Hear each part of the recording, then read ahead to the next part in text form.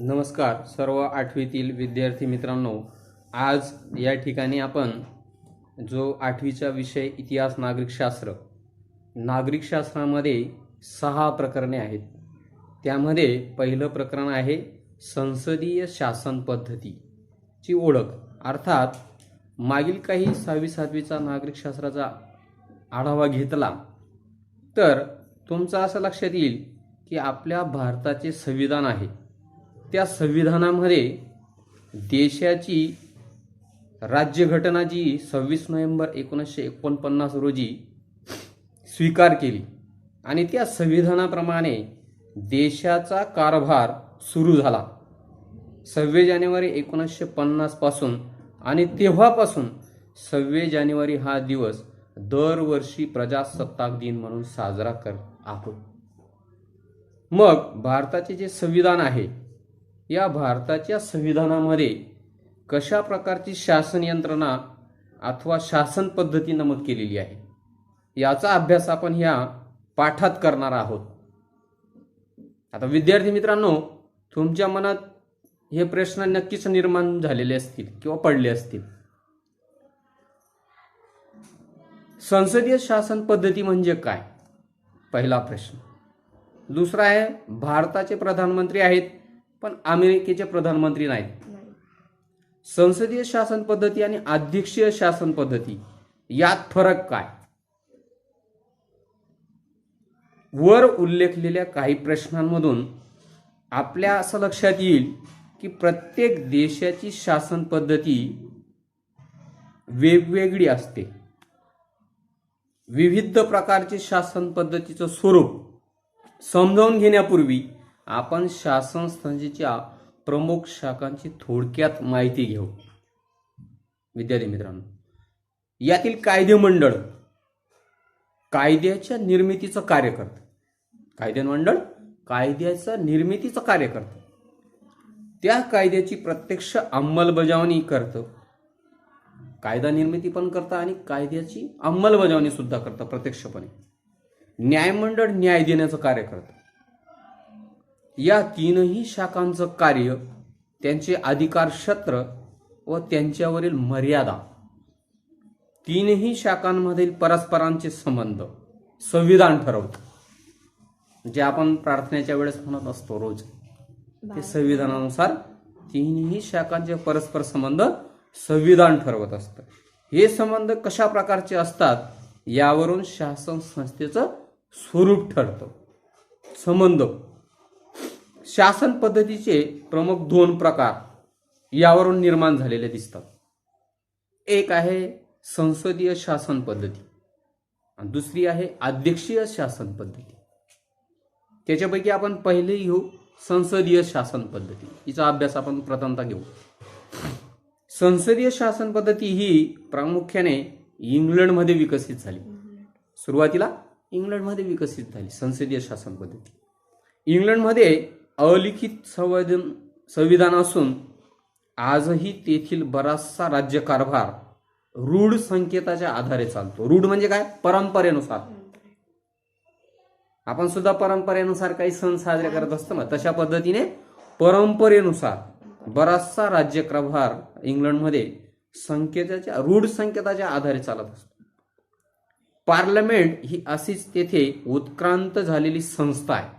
इंग्लंडमध्ये पार्लमेंट नावाची एक उत्क्रांत झालेली संस्था आहे.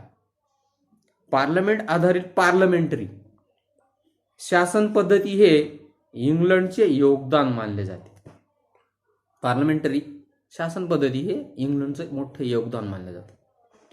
भारतात ही शासन पद्धती संसदीय शासन पद्धती म्हणून स्वीकारलेली आहे. भारतामध्ये ती संसदीय शासन पद्धती म्हणून स्वीकारली आपण भारतामध्ये. अर्थात इंग्लंडमधील पार्लमेंटरी शासन पद्धती व भारतातील संसदीय व्यापक अर्थाने साम्य दिसते. अर्थात इंग्लंडमधील पार्लमेंटरी शासन पद्धती व भारतातील संसदीय शासन पद्धती यांच्यामध्ये व्यापक स्वरूपात साम्य दिसून येतं, व्यापक स्वरूपातून. परंतु संस्थात्मक आशयाच्या दृष्टीने भारतीय शासन पद्धती वेगळी आहे. संस्थात्मक आशयाच्या दृष्टीने काय आहे, भारतीय शासन पद्धती कशी आहे, वेगळी आहे, थोडी वेगळी याच्यापेक्षा, पार्लमेंटरी पेक्षा. भारतीय शासन पद्धतीमध्ये पुढील वैशिष्ट्य आपण समजून घेऊ. शासन पद्धतीमध्ये काय वैशिष्ट्ये आहेत ते पुढील प्रमाणे आपण समजून घेऊ. संसदीय शासन पद्धती ही राज्यकारभाराची एक पद्धत आहे.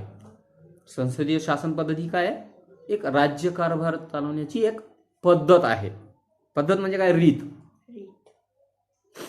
केंद्रीय शासन यंत्रणेच्या कायदेमंडळाला संसद असं म्हणतात. जे केंद्रामध्ये कार्य करत असतं त्याला संसद असं म्हणतात. त्याच्यामध्ये प्रमुख म्हणून कोण असतो, राष्ट्रपती असतो केंद्रामध्ये. परत लोकसभा आणि राज्यसभा मिळून संसद तयार होते. लोकसभा आणि राज्यसभा मिळून संसद तयार होत असते. दुसरं वैशिष्ट्य आहे, संसदेच्या लोकसभेतील प्रतिनिधी जनतेकडून थेटपणाने निवडले जातात. जनतेकडून निवडले जातात प्रतिनिधीमधून. संसदेमध्ये जे आपण प्रतिनिधी निवडून पाठवतो मतदानाच्या स्वरूपातून, तर जे जनतेकडून निवडून पाठवलेले जातात, त्यांना ज्या अर्थी आपण काय म्हणतो त्यांना खासदार निवडून पाठवलेले जातात संसदेमध्ये. निवडून पाठवलेले जातात.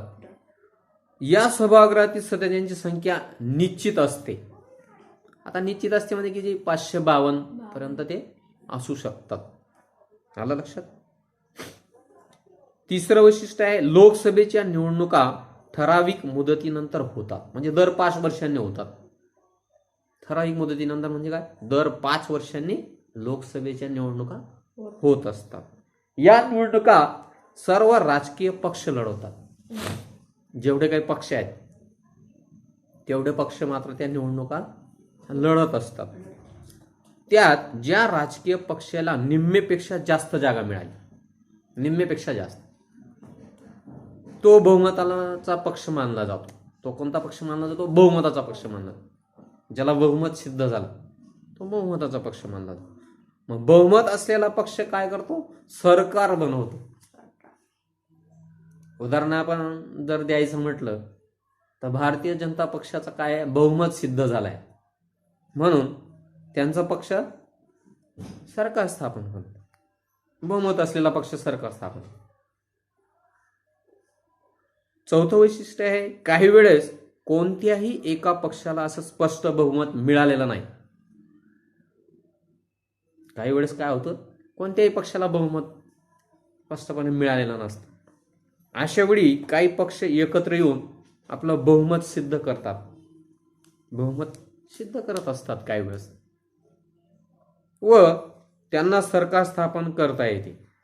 उदाहरणार्थ जर म्हटलं आपण तर आपल्या महाराष्ट्रामध्ये ज्यावेळेस बहुमत सिद्ध झालं नाही, आलं का लक्षात, तर त्यावेळेस मग 3 पक्ष एकत्र आली, काँग्रेस, राष्ट्रवादी, शिवसेना. तिघांनी काय केलं, सरकार स्थापन केलं. यालाच काय म्हणतात, मग आघाडी सरकार असं म्हणतात. तिघ पक्ष मिळून बहुमत स्थापन झालं, यालाच आघाडी सरकार असं म्हणतात. त्याच्यानंतरचं वैशिष्ट्य, अशा तऱ्हेने जनतेकडून निवडून आलेले प्रतिनिधी कायदे मंडळाचे सभासद होतात. जनतेकडून निवडून आलेले प्रतिनिधी काय असतात, कायदे मंडळाचे सभासद होत असतात. व बहुमतातल्या पक्षाला आपले सरकार स्थापन करता येतं. ज्याला बहुमत मिळालं तर आपलं सरकार ते स्थापन करू शकत असतं. या बहुमतातल्या पक्षांचा नेता प्रधानमंत्री होतो. उदाहरणार्थ आपले प्रधानमंत्री कोण आहेत, मोदीजी, माननीय मोदीजी. व तो आपल्या काही सहकाऱ्यांची मंत्रिपदासाठी निवड करतो. पंतप्रधान निवडल्यानंतर आपल्या सहकाऱ्यांची काही मंत्रिपदांसाठी तो निवड करत असतो. विविध प्रकारची खाते त्यांना दिली जातात. आलं का लक्षात.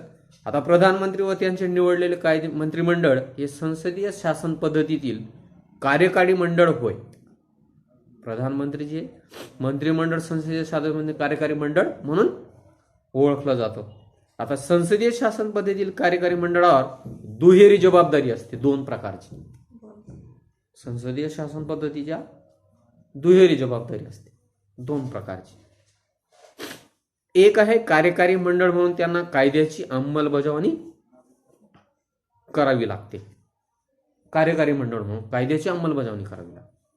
2 आहे ते कायदे मंडळाचे सदस्य असतात म्हणून त्यांना कायदे मंडळाशी संबंधित जबाबदाऱ्या पार पाडाव्या लागतात.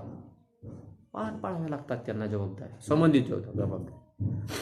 आता प्रधानमंत्री व त्यांचे मंत्रिमंडळ आपल्या सर्व कृती आणि धोरणांसाठी पुन्हा कायदे मंडळाला जबाबदार असतात. बघा, प्रधानमंत्री काय आहे, त्यांचे मंत्रिमंडळ आणि प्रधानमंत्री आपल्या सर्व कृती आणि धोरणांसाठी पुन्हा कायदे मंडळालाच जबाबदार असतात. याचा अर्थ असा की मंत्रिमंडळाला कायदे मंत्रिमंडळाबरोबर घेऊन राज्यकारभार करावा लागतो. कायदे मंत्रिमंडळाबरोबर दोघांना मिळून राज्यकारभार करावा लागतो. म्हणूनच संसदीय शासन पद्धतीला जबाबदार शासन पद्धती असं म्हटलेलं आहे. दोघं प्रकारचे म्हणतात. तसेच सामूहिक जबाबदारी हे संसदीय शासन पद्धतीचे आणखी एक खास वैशिष्ट्य आहे. सामूहिक जबाबदारी.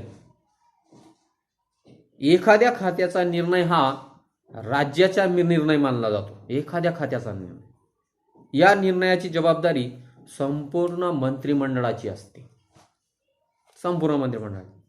ती प्रत्यक्षात कशी आणली जाते हे सुधारण आपण पुढील 2 पाठांमध्ये आपण पाहणारच आहोत.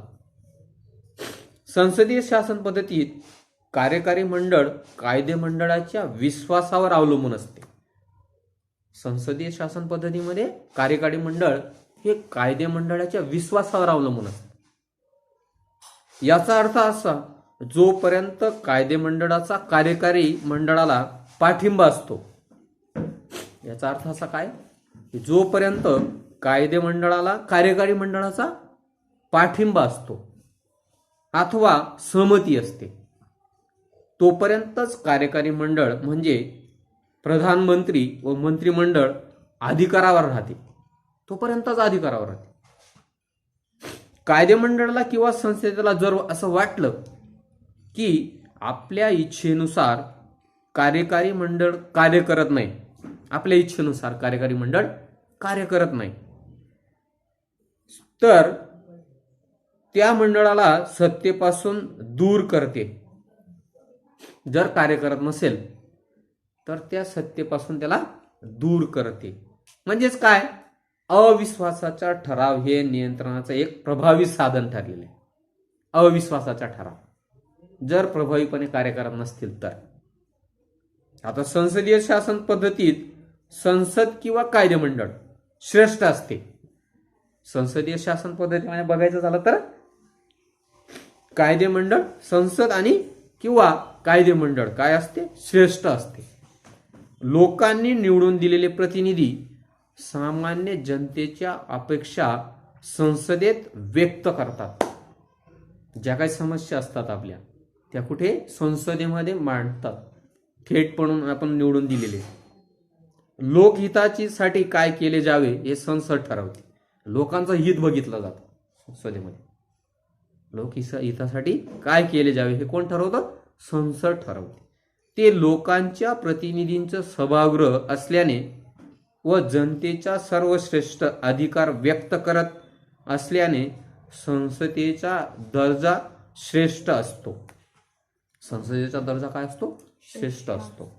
दुसरा आहे संसदीय शासन पद्धती आपण का स्वीकारली. संसदीय शासन पद्धती आपण का स्वीकारली. भारताने संसदीय शासन पद्धतीचा स्वीकार करण्यामागे काही कारणे आहेत. कारणे दिलेली आहेत. ब्रिटिश राजवटीच्या काळातच भारतात संसदीय संस्थांची निर्मिती झाली. इंग्रजांच्या काळामध्ये भारतातच संसदीय संस्थांची निर्मिती झाली. ब्रिटिशांनी या पद्धतीत राज्यकारभार करण्यास सुरुवात केली. राज्यकारभार पाहण्यासाठी ब्रिटिशांनी सुरुवात केली. संसदीय शासन पद्धतीत हा सुद्धा भारताच्या स्वातंत्र्य लढ्याचा एक आविष्कार आहे. संसदीय शासन पद्धती हा भारताच्या शासन पद्धतीचा काय आहे, स्वातंत्र्य लढ्याचा एक आविष्कार आहे. त्यामुळे या पद्धतीचा भारतीयांना परिचय झाला होता. भारतीयांना या पद्धतीचा परिचय झाला होता. संविधान सभेत या पद्धतीवर बरीच चर्चाही झाली. संविधानकर्त्यांनी या पद्धतीत भारतीय परिस्थितीला अनुकूल ठरतील असे बदल करून घेतले. भारतीय परिस्थितीला जे काही बदल असतील ते अनुकूल ठरतील त्या पद्धतीने असे बदल केले. संसदीय शासन पद्धतीत चर्चा, विचार विनिमयाला मोठा वाव असतो. विचार विनिमयाला काय असतो? वाव असतो म्हणजे काय? संधी असते. सार्वजनिक हिताच्या प्रश्नावर संसदेत चर्चा होते. सर्वांचं हित, सार्वजनिक चर्चा होत असते. या चर्चेत विरोधी पक्षाचे सभासद सुद्धा भाग घेत असतात. योग्य ठिकाणी शासनाला सहकार्य करणे, आलं का लक्षात? धोरणातला किंवा कायद्यातील त्रुटी दाखवून देणे, प्रश्नाची अभ्यासपूर्ण मांडणी करणे इत्यादी बाबी विरोधी पक्ष करू शकतात. यामुळे संसदेला अधिक निर्दोष कायदे करणे शक्य होतं. कोणामुळे शक्य होतं? विरोधी पक्षामुळे संसदेला अधिक निर्दोष कायदे करणं शक्य होतं. आता अध्यक्षीय शासन पद्धती बघू आपण. राज्यकारभाराची आणखी एक पद्धती म्हणून अध्यक्षीय शासन पद्धतीचा उल्लेख करता येईल. राज्यकारभार चालवण्यासाठी आणखी एक शासन पद्धती म्हणजेच अध्यक्षीय शासन पद्धती. अशी शासन पद्धती अमेरिका या देशात आहे. ही पद्धती संसदीय शासन पद्धतीपेक्षा वेगळी आहे. संसदीय शासन पद्धतीपेक्षा काय आहे? वेगळ्या स्वरूपातून आहे. कायदे मंडळापासून कार्यकारी मंडळ अलिप्त असलेली आहे. संसदीय शासनमध्ये दोघं असतात, पण इथे कसं आहे? कायदे मंडळापासून कार्यकारी मंडळ कसं आहे? अलिप्त असतं. आणि ज्यात कार्यकारी प्रमुख हा काय असतो? राष्ट्राध्यक्ष थेट जनतेकडून निवडला जातो. थेट जनतेकडून. ती पद्धत म्हणजे अध्यक्षीय शासन पद्धती. ती पद्धत म्हणजे काय? अध्यक्षीय शासन पद्धत म्हणून. शासन संस्थेच्या तीनही शाखा या पद्धतीत एकमेकापासून स्वतंत्र असतात. शासन पद्धती या अध्यक्षीय शासन पद्धतीमुळे शासन संस्थेच्या तीनही शाखा एकमेकापासून काय असतात? स्वतंत्र असतात. परंतु त्याच्या कार्यात एक सूत्रता येईल इतपत त्यांच्यात संबंधही असतात. एक सूत्रता येईल इतकी मात्र त्यांच्यामध्ये काय असते? संबंध असतात. आता अध्यक्षीय शासन पद्धतीचा अवलंब अमेरिकेने केलेला आहे. या शासन पद्धतीत काही वैशिष्ट्ये पुढील प्रमाणे दिलेली आहेत. अध्यक्षीय शासन पद्धतीत कायदे मंडळ व कार्यकारी मंडळ थेटपणे परस्परांवर अवलंबून असतात एकमेकांवर. शासन पद्धतीमध्ये कायदे मंडळ व कार्यकारी मंडळ दोघं परस्परांवर अवलंबून नसतात. तिथे असतात. आलं लक्षात? कायदे मंडळाची दोन्ही सभागृहे तसेच राष्ट्राध्यक्ष हे जनतेकडून निवडले जातात. कायदे मंडळाची दोन्ही सभागृहे तसेच राष्ट्राध्यक्ष हे जनतेकडून निवडले जातात. आता राष्ट्राध्यक्ष कार्यकारी प्रमुख असतो व त्याच्या हाती कायद्याच्या अंमलबजावणीसह अन्य अनेक अधिकार असतात. दुसरा आहे अध्यक्षीय शासन पद्धतीतही अशा प्रकारची रचना असली तरी कायदे मंडळ व कार्यकारी मंडळ परस्परांवर नियंत्रण ठेवते. दोघं एकमेकांवर परस्परांवर नियंत्रण ठेवतो. कायदे मंडळ व कार्यकारी मंडळ परस्परांवरील नियंत्रणामुळे जबाबदार पद्धतीने राज्यकारभार होऊ शकतो. नियंत्रणामुळे काय होऊ शकतं? जबाबदार पद्धतीने राज्यकारभार होऊ शकतो. संसदीय आणि अध्यक्षीय शासन पद्धतीत व्यतिरिक्त अन्य काही शासन पद्धती फ्रान्स, स्वित्झर्लंड, जर्मनी इत्यादी देशांमध्ये अवलंबल्या जातात. आता विविध देश आपल्या परिस्थितीत अनुरूप अशा प्रकारच्या शासन पद्धतीचा अवलंब करताना दिसतात. आलं का लक्षात? दोघं शासन पद्धतीमध्ये आपण दोघांचा फरक आपल्याला समजून आलाच असेल. पुढील पाठात आपण भारताच्या संसदेची रचना, कार्यपद्धती व भूमिका विचारात घेणार आहोत. तत्पूर्वी आपल्याला एक मी सूचना देतो की आपण पाठ संपल्यानंतर आपल्या वहीमध्ये होमवर्कची नोंद जरूर करून घ्या. जय हिंद, जय महाराष्ट्र.